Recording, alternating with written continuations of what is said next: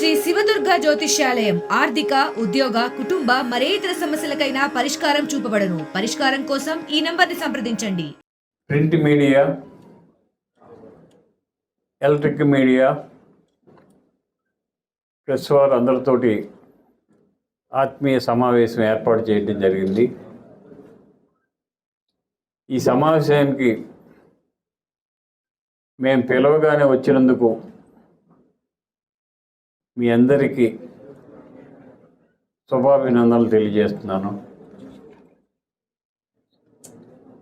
ఇప్పుడే చెప్పారు చిన్నబాబు గారు, వాస్తవాలను ప్రజల్లోకి తీసుకెళ్ళేది, నిజాన్ని నిర్భయంగా తెలియజేసేది మీరే. ఆ పాత్రలో మీరు ఏమాత్రమో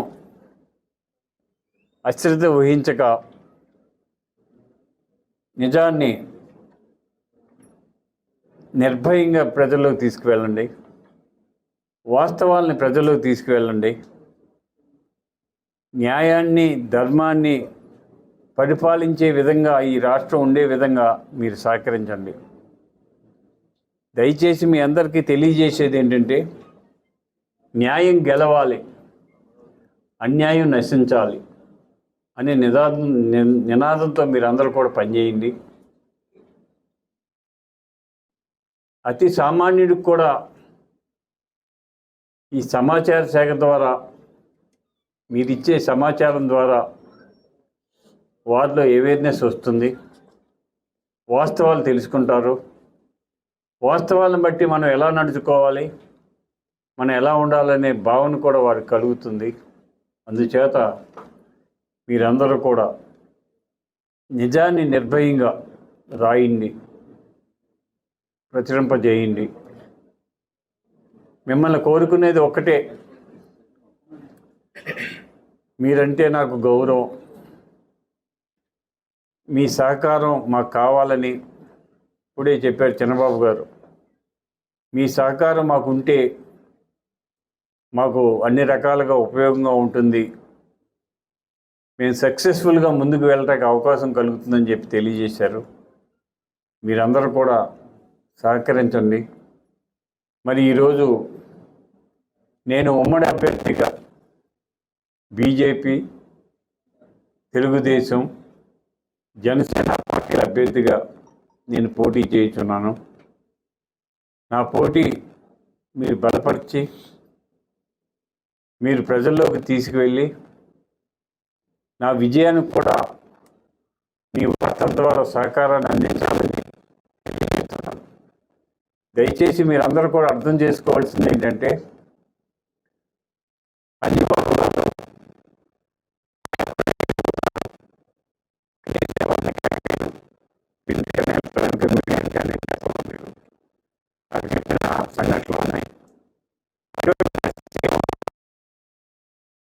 అందరికీ తెలియజేసే మీ అందరి సహకారంతో ముందుకు సాగటం జరుగుతుంది. మరి ఈరోజు నేను శాసనసభ్యుడిగా పోటీ చేయడానికి నన్ను పవన్ కళ్యాణ్ గారు ఆహ్వానించి అవకాశం కల్పించారు. ఉమ్మడి అభ్యర్థిగా పోటీ చేయాలని చెప్పి కోరుకున్నారు. వారి కోరిక మేరకు నేను పోటీలో నిలబడటం జరిగింది. నేను గత 10 సంవత్సరాలుగా శాసనసభ్యుడిగా పనిచేసినప్పుడు ఎప్పుడూ ఎవరిని ఇబ్బంది పెట్టలేదు, ఎవరి మీద కక్ష కారణ్యాలు చూపించలేదు. ఎవరు వచ్చినా, అతి సామాన్యుడు వచ్చినా పనిచేసి పంపించాను. అభివృద్ధి విషయంలో ప్రాధాన్యత వహించి 2009 నుంచి 14 వరకు అప్పుడు కాంగ్రెస్ ప్రభుత్వంలో నేను అభివృద్ధి చేశాను. కానీ కాంగ్రెస్ ప్రభుత్వంలో నేను ఆశించిన స్థాయిలో అభివృద్ధి చేయలేకపోయాను. ఎందుకంటే ముఖ్యమంత్రిగా రాజశేఖర రెడ్డి గారు మరణించటం, తర్వాత 2 ముఖ్యమంత్రులు మారటం, ఆశించిన స్థాయిలో చేయలేకపోయాను. అయినా సరే అభివృద్ధి చేశాను. ఇప్పుడు భీమవరానికి ప్రధాన సమస్య అయిన రాయలూన్ డ్రైన్, 2 టౌన్లో ఆ రాయలూన్ డ్రైన్ పక్కంట వెళ్తుంటే ముక్కులు పగిలిపోయేవి. అటువంటి డ్రైన్కి క్లోజర్ డ్రైన్ తీసుకొచ్చాను. మెరామికోడికి వాల్ కట్టించాను. నాయుడిపాలెం దగ్గర బ్రిడ్జి ఆగిపోతే నరసింహరాజు గారి టైంలో ఫౌండేషన్ వేసిన నాయుడిపాలెం బ్రిడ్జిని తర్వాత ఎమ్మెల్యే గారు వచ్చిన తర్వాత కూడా పని అవ్వకపోతే నేను శాసనసభ్యుడు అయిన తర్వాత మొట్టమొదటిసారిగా చాలాసార్లు సెక్రటరీ చుట్టూ తిరిగి అది రీటెండర్ పిలిపించి ఆ బ్రిడ్జి పూర్తి చేయడం జరిగింది. ఆ బ్రిడ్జి ఫస్ట్ వైట్ ల్యాండ్ మీద బ్రిడ్జిగా తయారైంది. దానివల్ల 3 జిల్లాలకు ఉపయోగం ఏర్పడింది. తర్వాత 2014 నుంచి 2019 వరకు తెలుగుదేశంలో శాసనసభ్యుడిగా పనిచేశాను. శాసనసభ్యుడిగా పనిచేసినప్పుడు చంద్రబాబు నాయుడు గారి నాయకత్వంలో అత్యధిక నిధులు తీసుకొచ్చి వీరవసర మండలాన్ని, భీమవరం మండలాన్ని, భీమవరం పట్టణాన్ని బ్రహ్మాండమైన అభివృద్ధి చేశాం. 1000 కోట్లు తీసుకొచ్చాం. చంద్రబాబు గారి ఆధ్వర్యంలో భీమవరం మున్సిపాలిటీని బ్రహ్మాండంగా అభివృద్ధి చేశాం. మేము మున్సిపాలిటీలో అన్ని సిమెంట్ రోడ్లు వచ్చినాయి. మేము ఏ రోడ్డు వేసినా కూడా అన్ని సిమెంట్ రోడ్లు వేయించాం. ఆ టైంలో 9500 ఇళ్ళు పేదవారికి ఇచ్చాం. పేదవారికి ఇచ్చిన ఇళ్ళు మేము నిర్మించి పూర్తి చేసినా కూడా అవి ఇప్పటికీ ఇవ్వలేని పరిస్థితిలో ఉంది. రంగు మాత్రం మార్చారు అంతే. అభివృద్ధి అనేది ధ్యేయంగా పనిచేయటం జరిగింది. వీరవాసన మండలంలో 24 గ్రామాల్లో 80% సిమెంట్ రోడ్లు వేయటం జరిగింది. శాసనసభ్యుడిగా పనిచేసినప్పుడు చంద్రబాబు నాయుడు గారి నాయకత్వంలో అత్యధిక నిధులు తీసుకొచ్చి వీరవసర మండలాన్ని, భీమవరం మండలాన్ని, భీమవరం పట్టణాన్ని బ్రహ్మాండమైన అభివృద్ధి చేశాం. 1000 కోట్లు తీసుకొచ్చాం. చంద్రబాబు గారి ఆధ్వర్యంలో భీమవరం మున్సిపాలిటీని బ్రహ్మాండంగా అభివృద్ధి చేశాం. మేము మున్సిపాలిటీలో అన్ని సిమెంట్ రోడ్లు వచ్చినాయి. మేము ఏ రోడ్డు వేసినా కూడా అన్ని సిమెంట్ రోడ్లు వేయించాం. ఆ టైంలో 9500 ఇళ్ళు పేదవారికి ఇచ్చాం. పేదవారికి ఇచ్చిన ఇళ్ళు మేము నిర్మించి పూర్తి చేసినా కూడా అవి ఇప్పటికీ ఇవ్వలేని పరిస్థితిలో ఉంది. రంగు మాత్రం మార్చారు అంతే. అభివృద్ధి అనేది ధ్యేయంగా పనిచేయటం జరిగింది. వీరవాసన మండలంలో 24 గ్రామాల్లో 80% సిమెంట్ రోడ్లు వేయటం జరిగింది. భీమవరం మండలంలో 25 గ్రామాల్లో 80% సిమెంట్ రోడ్లు వేయటం జరిగింది. కొన్ని గ్రామాల్లో అయితే 100% సిమెంట్ రోడ్లు వేసాం. అంత అభివృద్ధి చేసాం. మరి భీమవరం పట్టణాన్ని సుందరీకరణ చేయాలి అనే ఆలోచనతోటి చంద్రబాబు గారి ఆధ్వర్యంలో బ్రహ్మాండమైన అభివృద్ధి చేశాం. 100 కోట్లతోటి అమృత స్కీమ్ తీసుకొచ్చి కొత్త పైప్ లైన్ వేసి 3 కొత్త ఓహెచ్ఆర్లు నిర్మించడం జరిగింది. ఆ ఓహెచ్ఆర్లు ఇప్పుడు ప్రారంభోత్సవం చేసేది మేము నిర్మించినవే. అలాగే మరి మన భీమవరానికి గరకపర్రు రోడ్డు అంటే ఒక ప్రమాదమైన రోడ్డు, ఒక రెడ్ లైట్ ఏరియా. అటువంటి రోడ్ని 4 లైన్ చేసి బీవీరాజ్ కాలేజీ వరకు బ్రహ్మాండంగా అభివృద్ధి చేయడం జరిగింది. మరి భీమవరం పట్టణానికి ఎవరైనా వస్తే 10 నిమిషాల్లో పని చేసుకుని మళ్ళీ ఇంటికి తిరిగి వెళ్ళి సుఖంగా ఉండాలని ఆలోచన చేసి భీమవరం నుంచి